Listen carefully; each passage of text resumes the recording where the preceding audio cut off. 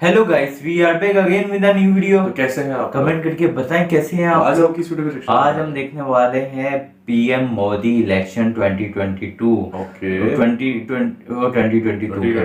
2024 और इलेक्शन होने वाले 2024 में। क्या आपको क्या लगता है, मोदी जी वापस आएंगे? लगता क्या है, मतलब पॉसिबल, मतलब यार 100% है यार। मोदी जी को बहुत सपोर्ट मिलती है और मोदी जी के मोदी फैन ने बहुत काम हैं। भी बहुत किया, मतलब हाँ। यार काफी। लेट्स सी बाबा जी इस बारे में क्या बोलते हैं कि बिल्कुल। मोदी जी वापस आएंगे कि नहीं। और इस वीडियो का लिंक आपको डिस्क्रिप्शन में मिलेगा, जाके वीडियो उधर भी वीडियो देख स्टार्ट लेना। होने से वीडियो को लाइक कर दे और अभी तक चैनल को सब्सक्राइब नहीं किया तो यार फौरन से कर दीजिए। हाँ। कमेंट करके बताइएगा वीडियो कौन सी चाहिए। चलो वीडियो देखते हैं। Here we go, let's see. दोस्तों, कुछ ऐसे सवाल हैं जो पैदा होने के 7वें सेकंड के बाद से ही हर हिंदुस्तानी के सामने आकर खड़े हो Okay. जाते हैं।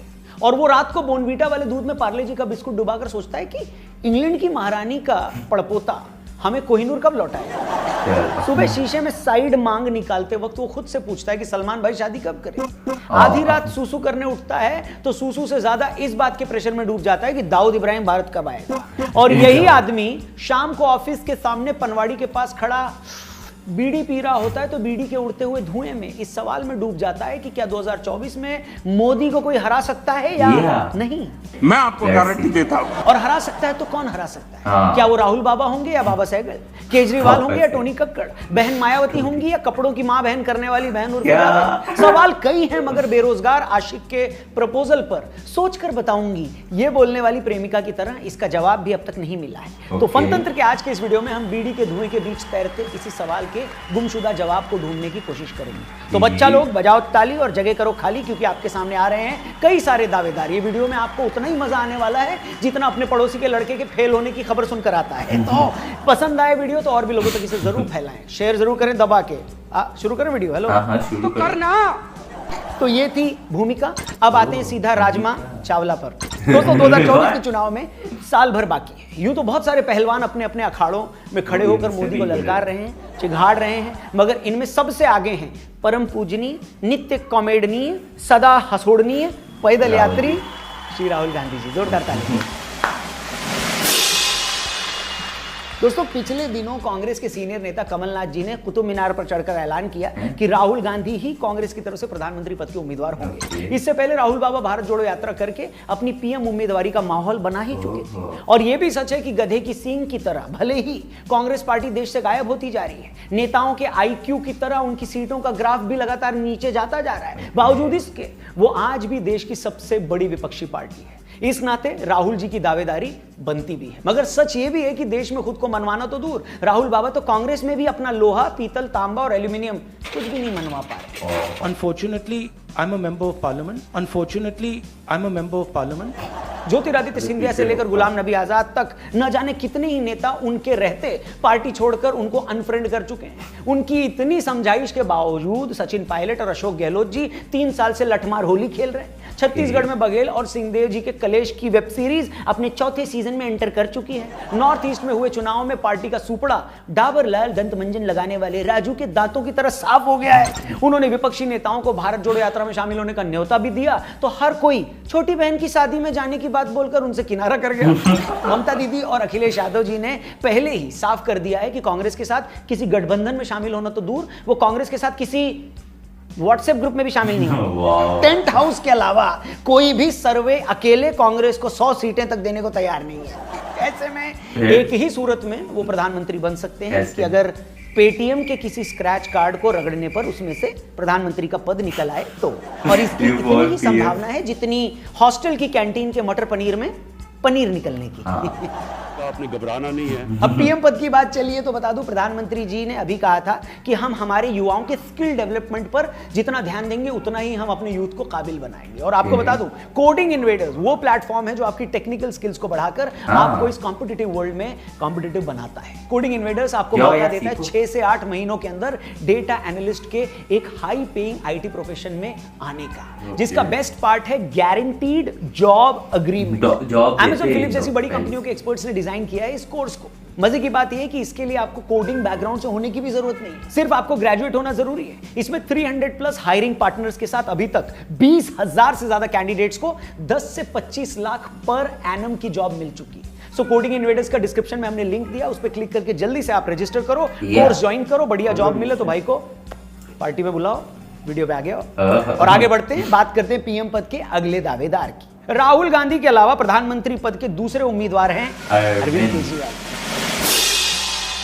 केजरीवाल जी भी उस वक्त से पीएम पद के उम्मीदवार हैं जब लॉर्ड माउंटबेटन इंग्लैंड जाने के लिए सराय काले खान से यूपी रोडवेज की बस में भी नहीं बैठे थे। ओके, सही। केजरीवाल जी ने मजाक कर रहे हैं। 2013 का विधानसभा चुनाव जब जीता तो लोग कहने लगे कि वो अगले पीएम हो सकते हैं। ओके। 2014 में वो खुद भी चुनाव हारे और उनकी पार्टी के ज्यादातर सदस्यों की जमानत भी जब्त हो गई। दिल्ली में उनकी पार्टी सभी 7 सीटों पर हार गई। 2015 में वो विधानसभा चुनाव जीते तो फिर से कुछ लोगों को उनमें धुंधला धुंधला पीएम दिखने लगा। 2019 चुनाव में उनके पीएम पद का सपना सिर्फ 271 सीटों से दूर रह गया और पूरी पार्टी में सिर्फ एक भगवंत मान जी ही थे जो एक सीट जीत पाए।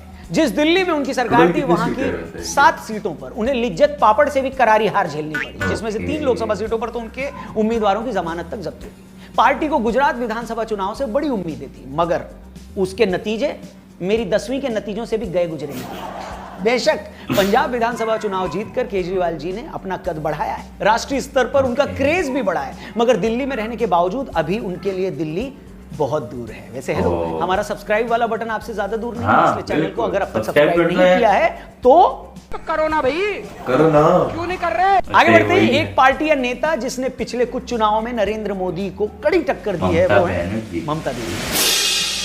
2019 लोकसभा चुनाव में जब बीजेपी ने बंगाल में 20 से ज्यादा सीटें जीती तो लोगों को लगने लगा था कि बीजेपी 2021 के विधानसभा चुनाव में दीदी को चुनाव हराकर संन्यास आश्रम में भेज देगी, मगर जिस तरह वंडर वुमन ममता दीदी ने अकेले दम पर बीजेपी को चुनाव में हराया, उसने कई लोगों की बोलती बंद कर दी। बहुत सारे लोग उनमें भी देश का फ्यूचर पीएम देखते हैं, मगर दिक्कत है कि ममता दी को बंगाल के बाहर उतने ही लोग जानते हैं जितने लोग चैनी खैनी को अमेरिका में जानते हैं और जितने लोग साइकिल अगरबत्ती को यूरोप में।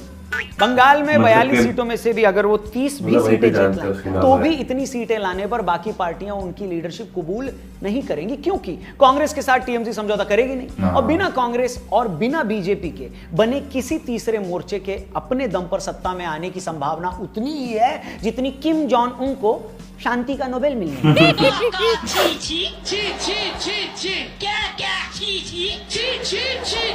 आगे बढ़ते हैं। भारतीय राजनीति के सरदार खान नीतीश कुमार जी की राजनीति का ये इनका नाम प्रधानमंत्री पद की कुर्सी।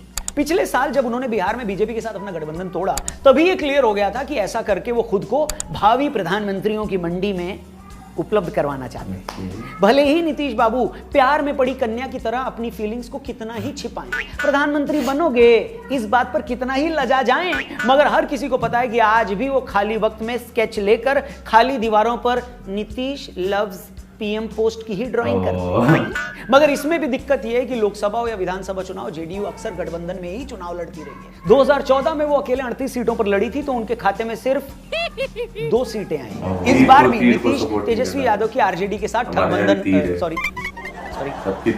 में है, उन्हें लड़ने के लिए 15 सीटों से ज्यादा मिलने वाली नहीं। अगर वो ये सभी जीत भी गए, जिसकी उतनी ही संभावना है जितनी पाकिस्तान की वर्ल्ड बैंक को लोन देने की, फिर भी अगर वो 10-12 सीटें भी जीत गए तो इतनी सीटों के साथ वो किसी भोजपुरी फिल्म के लिए थिएटर में पूरी रो तो बुक कर सकते हैं, मगर पीएम पद की कुर्सी पर बैठ नहीं सकते, बशर्ते चूरन वाले नोट की तरह पीएम पद की भी कोई चूरन वाली कुर्सी आती हो।